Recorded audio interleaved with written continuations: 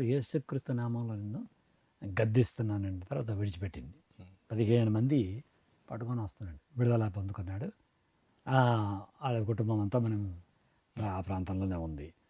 మీరు చెప్పిన స్త్రీ విషయం కరెక్ట్‌గా నువ్వు కొంచెం గుర్తు చేస్తే నేను అది కూడా ఎలాబొరేట్ చేయగలను. సేమ్ థింగ్ పాస్టర్ గారు. మిమ్మల్ని బయటికి రమ్మంటుంది గదా! మీరు ప్రార్థన చేసినప్పుడల్లా. ఆ! అది సో ఇంకొక స్త్రీ విషయం అంటే నేను పోను. హ్మ్. క్రిస్మస్ సెలబ్రేట్ చేస్తే పోతానని. అప్పుడు దేవుడు నాకు నేర్పించారు సంభాషణలో వాటితో కూడా హ్మ్. చేయకూడదు. గద్దించాలి. హ్మ్. అప్పుడు గద్దించినప్పుడు జస్ట్ యేసుక్రీస్తు నామంలో గద్దించినప్పుడు అవి వణికి హ్మ్. వెళ్ళిపోతాయి.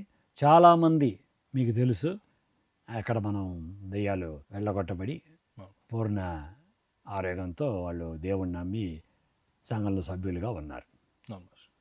సో, జీవం గల దేవుని సంఘంలో దేవుని ఆత్మ సంచారం అనేది జరుగుతుంది అన్నది నమ్మడానికి ఇవి సాదృశ్యంగా ఉన్నాయి పాస్టర్ గారు. తప్పకుండా. ఈ ఆశ్చర్యాలు గాని, అద్భుతాలు గాని, దేవుడు చేసిన ఎన్నో మేలులు ఉన్నాయి. సో, అవి ఒక్కొక్కటి చెప్పుకుంటే మన ఇంటర్వ్యూ ఇంకా కొనసాగుతూనే ఉంటది.